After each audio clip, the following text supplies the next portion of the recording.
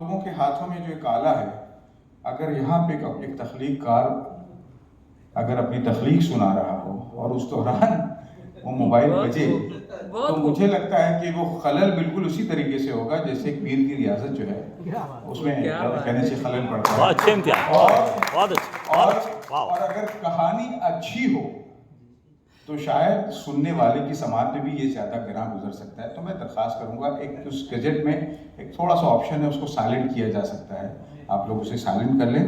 मैं दूसरे अफसाना नवीस से अफसाना खानी के लिए दरख्वास्त करने से पहले ये कहना चाहूँगा कि ये हम लोगों की खुशबख्ती है कि आज के अफसाना खाने की महफिल में अफसाना खानी यहाँ हो रही है मुंबई में, और हम देखते हैं कि मालेगांव से, भिवंडी से, मुमरा से इंतहाई मुख्तदर शख्सियात तशरीफ़ लाती हैं। अगर मुझे पहले मालूम होता कि मोहम्मद रज़ा सर साहब यहाँ पे आ रहे हैं, मालेगांव से तशरीफ़ लाते हैं, बहुत मारूफ शायर हैं, उस्ताद हैं, अगर वो यहाँ होते तो यकीनन हम कोशिशें करते कि वो भी किसी अफसाने पर तबसरा करें। बहरहाल आपका सर, आपका इस्तक़बाल है। शफ़ीक़ सर साहब हैं, इरफ़ान जाफ़री मारूफ शायर, अभी इरफ़ान भाई तशरीफ़ लाए, मैं उनका इस्तक़बाल करता हूँ। यासीन सर हैं। फिर मैं देखता हूँ कि जलील अंसारी सर, जलील अंसारी, कॉमरेड जलील अंसारी साहब यहाँ मौजूद हैं। वो किसी को सुनने के लिए आए, कॉमरेड किसी की सुनता होता नहीं, उसके बावजूद अगर वो कहानी सुनने के लिए आए हैं तो बहुत बड़ी बात है। फिर मेरे भाई सैयद जाहिद अली साहब, वो मुमरा से तशरीफ़ लाए हैं। मैं अपना इसराइल ख़ान सर हैं। इन तमाम हजरात का, डॉक्टर इमरान अमीन हैं, सबका इस्तक़बाल करता हूँ। और अब दूसरी कहानीकार को यहाँ पेश करने से पहले मैंने ये तारुफ में ये बात कही थी कि इश्तियाक भाई इस महफिल अफसाना का सबसे ज़्यादा मकबूल नाम है, सबसे ज़्यादा वो यहाँ अफसाने सुना चुके हैं। मुझे हैरत है कि इतने दिनों के बाद वो नई बात कैसे करने आए। उनका जो अफसाना है उसका उन्वान है नई बात। मैं दरख्वास्त करूँगा इश्तियाक सईद साहब से कि हज़रात किराम माइक पर तशरीफ़ लाएँ और अपनी नई बात से सामीन को महसूस करें। जनाब इश्तियाक सईद साहब।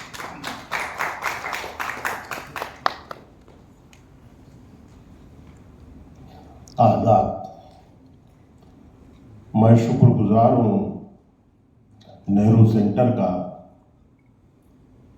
कि इन्होंने मुझे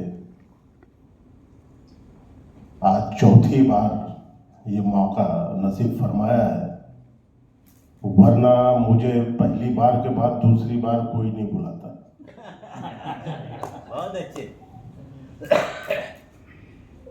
और मुमकिन है इसकी वजह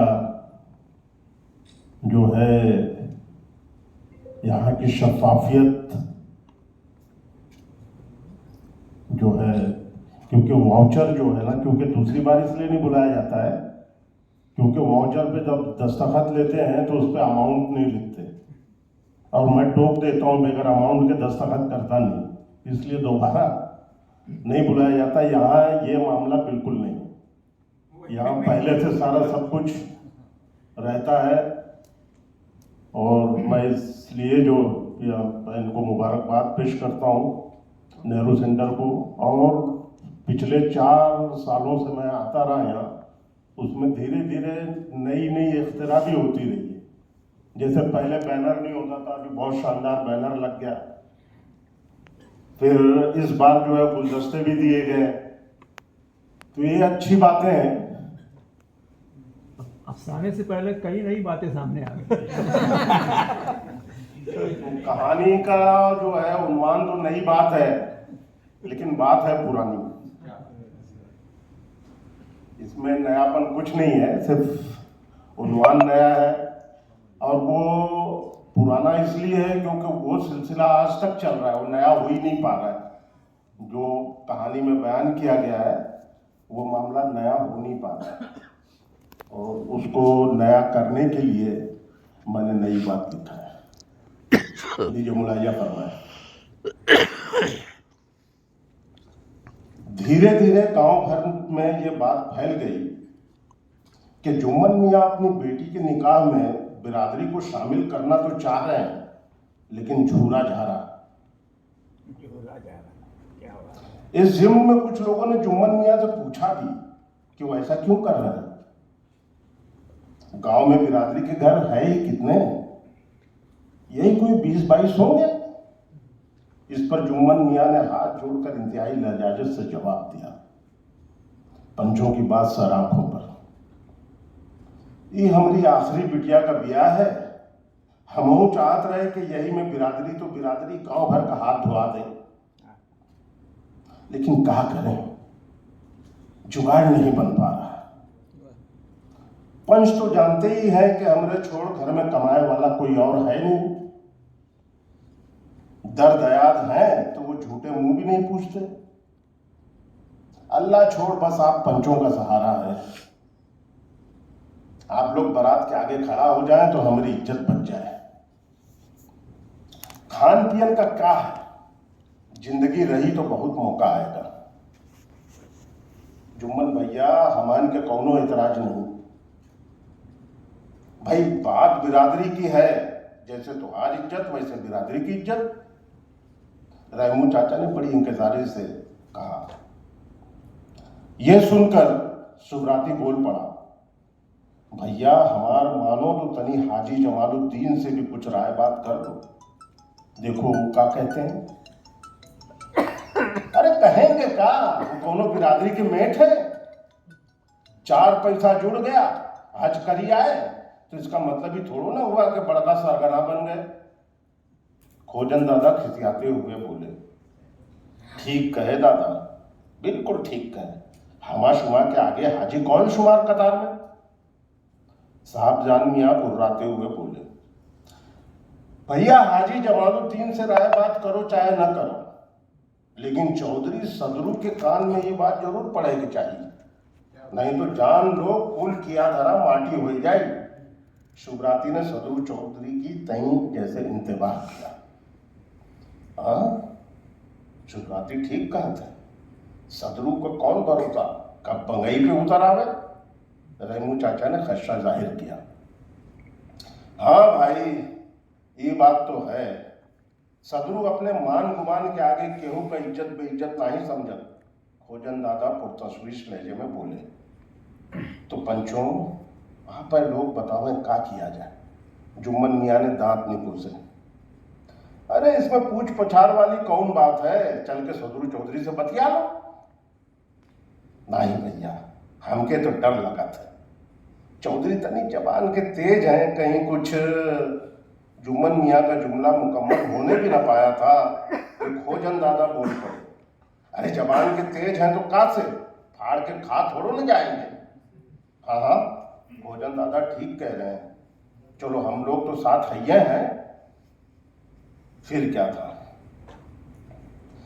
सारे के सारे लोग गोल बनाकर चौधरी के मकान पर जा पहुंचे।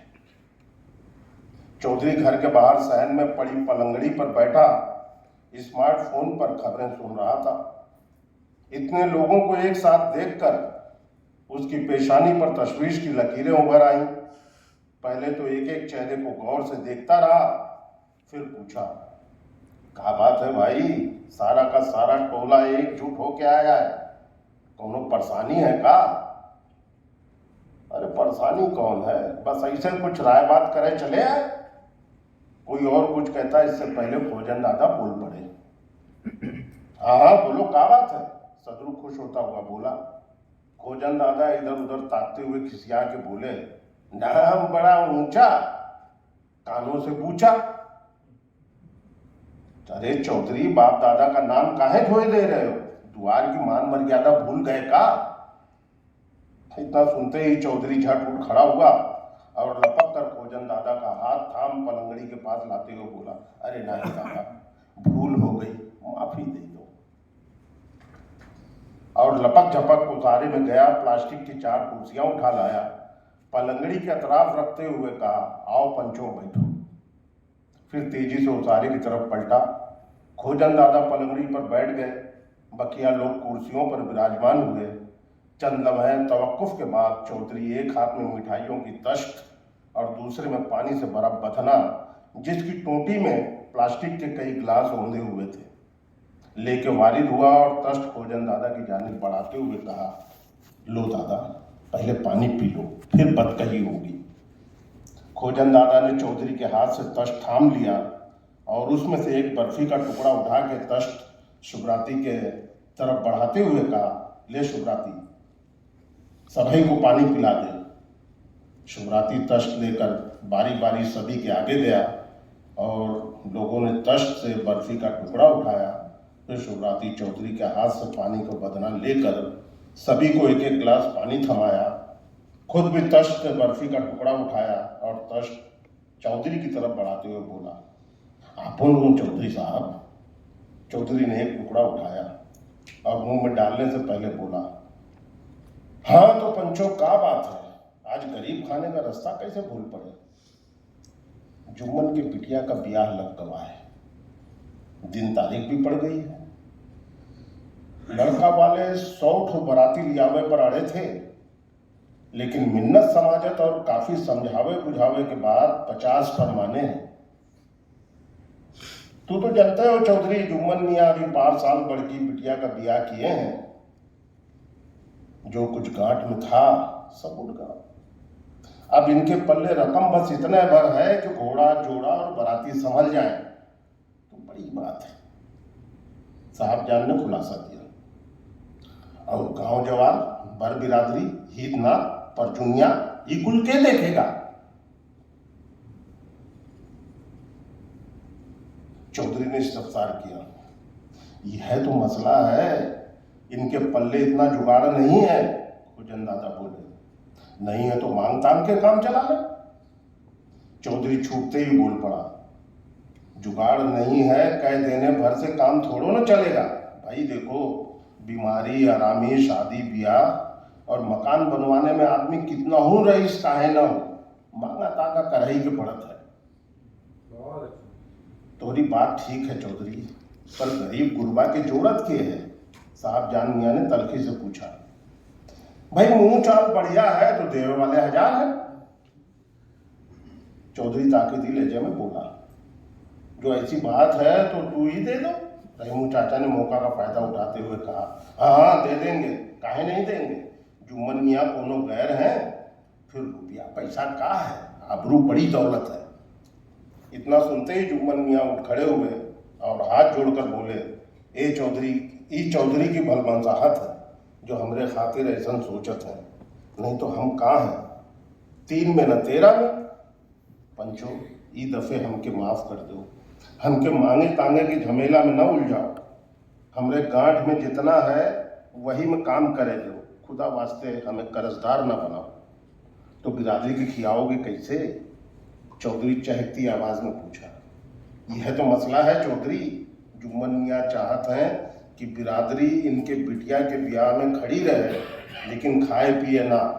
शुभराती ने चौधरी को समझाने की कोशिश की, ये कौन बात भाई, बिरादरी इनके बिटिया के ब्याह में खड़ी रहे, भाड़े के टट्टू की तरह दिन भर बरातियों का सेवा सत्कार करे, उनके खियावे पियावे और फिर खुद भूखे पेट मुंह लटकाए अपने घर चले जाए। वाह वाह वाह वाह, बिरादरी ना भाई बेदाम की गुलाम भाई गई। नहीं, ये कतई नहीं हो सकत। बिरादरी का जो तौर तरीका है वह होगा। बिरादरी जैसे सबके यहाँ कारपोरोजन में खाती पीती है, वैसे जुम्मन के यहाँ भी खाए पिएगी। ये मसला बिरादरी का नहीं है, जुम्मन मियाँ का है कि वो कैसे इंतजाम करेंगे। इतना सुनते ही जुम्मन मियाँ को तो जैसे दिन में तारे नजर आने लगे। फिर भी हौसला एकजा करके कपाते लहजे में बोले, भाई चौधरी हमसे तो इंतजाम ना हो पाई तो तोरे दरवाजे क्यों ना जाए। चौधरी झुंझुलाते हुए बोला, नहीं चौधरी ऐसा ना कहो, बिटिया के ब्याह का मामला है, साहब जान ने इल्तिजा की। तो क्या हुआ, ब्याह तो बिटिया या बेटवा का ही होता है, और लोग के बेटा बेटी नहीं है क्या, उन लोग बिरादरी को खियाते पियाते नहीं। 10 ब्याह बारात में खुद जुम्मन मियाँ खाए पिए हैं, अब खियावे की बारी आई है तो ढकोसला कर रहे हैं।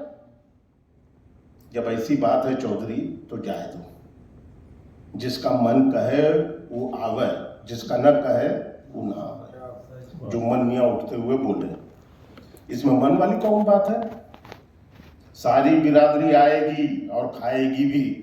अब तू चाहे कर्जा लो कि अपना घर बेचो, बिरादरी का खाए हो तो खियाना भी पड़ेगा। चौधरी ने जैसे अपना फैसला सुनाया। और ना खियावा तब जुम्मन ने लहकती आवाज में पूछा, तब तुम्हें टाट बाहर कर दिया जाएगा। चौधरी के इस जुमले से गोया सब पर सत्ता तारी हो गया। फिर किसी ने चूं तक न किया, जबकि जुम्मन मियाँ की कैफियत ये थी गोया उन्होंने 1.5 चिल्लू लहू पी लिया हो। बहर कैफ चंद लम्हे यूं ही खामोशी रही, फिर चौधरी की आवाज गूंजी, जुम्मन मियाँ चाहो तो तुम अपना खेत हमरे हाथ बेच दो, बढ़िया कीमत देंगे। और तो और जब तक जियोगे खेत तुम्हारे ही कब्जे में रहेगा। अच्छा, तो अब समझ में आया, जो बित्ता भर जमीन बची है उस पर भी तुम्हारी नजर धसी है। चौधरी सुना था फूटी हांडी आवाज से पहचानी जाती है, आज देख भी लिया। हम पंचों के सामने कह रहे हैं, कान खोल के सुन लो, बिरादरी हमके टाट बाहर जब करेगी तब करेगी। इससे पहले हम खुद आज टाट बाहर होने का ऐलान करते हैं। खुदा हाफिज। जुम्मन मियाँ ने मुंह फाड़ कर कहा और लंबे लंबे डग भरते वहां से चले गए। जुम्मन की इस बेबाकी पर चौधरी मुंह पसार कर रह गया। उसे यूं महसूस होने लगा जैसे जुम्मन मियाँ ने अपने टाट बाहर होने का नहीं, बल्कि उसको टाट बाहर करने का ऐलान किया। पंचों की तो जैसे नब्ज़ें मुंजमद हो गई। चंद लम्हे सारे के सारे इसी कैफियत से दो चार रहे। कदरे तौक़ुफ़ के बाद चौधरी की आवाज गूंजी, पंचों कान खोल के सुन लो, बारात वाले दिन सारे के सारे लोग जुम्मन मियाँ के दरवाजे पर मौजूद रहेंगे, लेकिन खबरदार कोई काम छुएगा नहीं, बस चुपचाप हाथ बांधे तमाशा देखेंगे। देखते हैं बारातियों को अकेले कैसे संभालते हैं। हुआ भी ऐसा ही।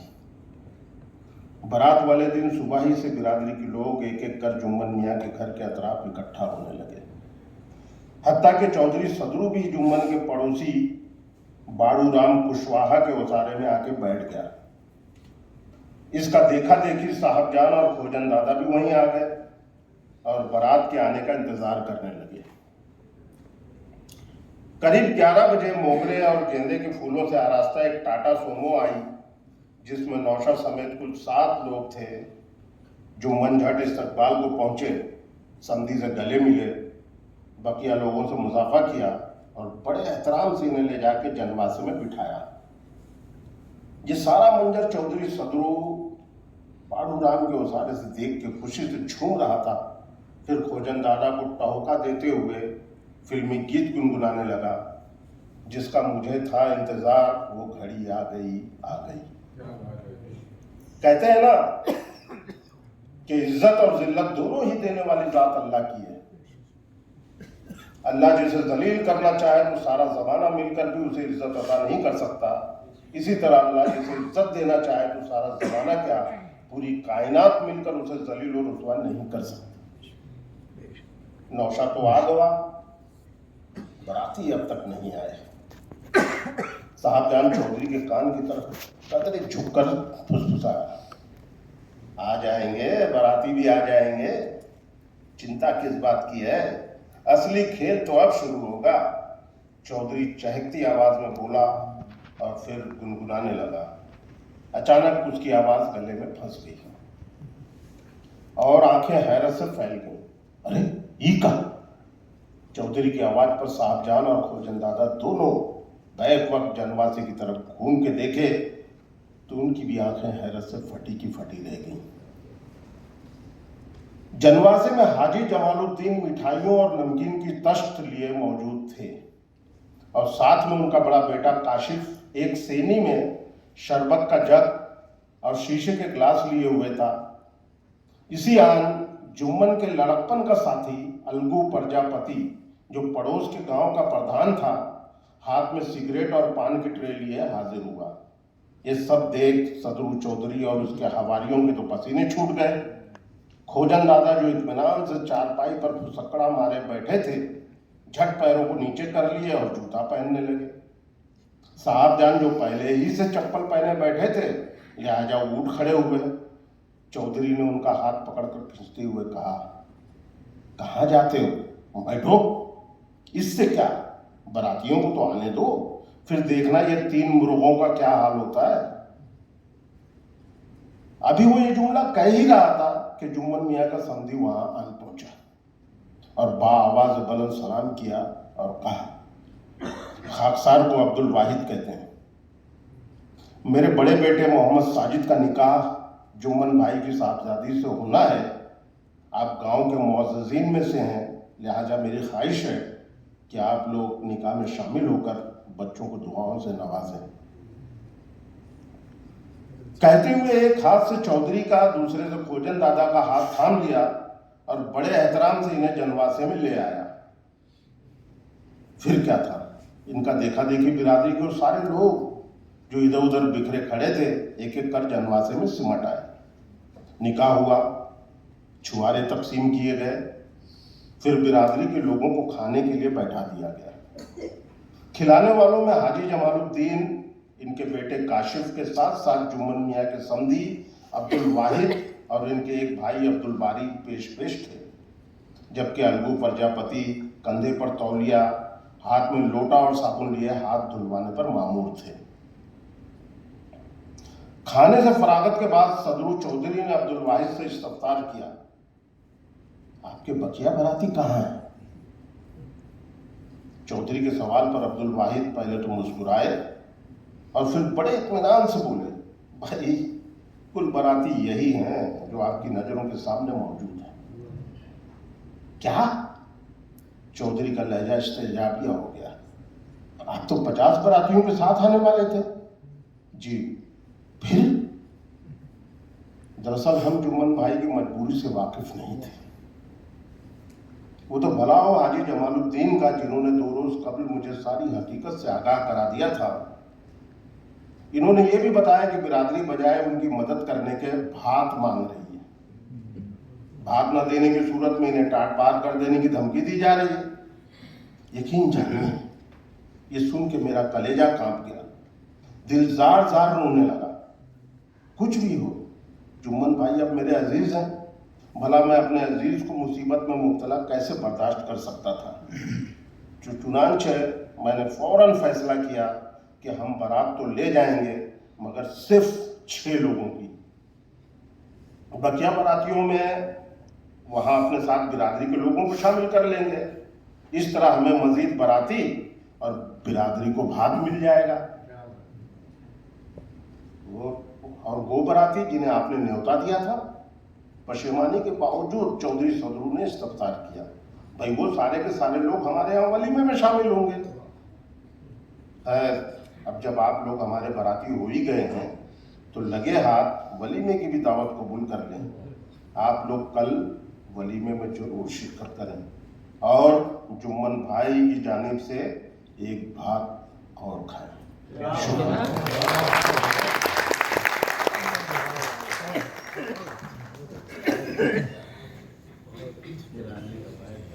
मोहतरम हज़रात,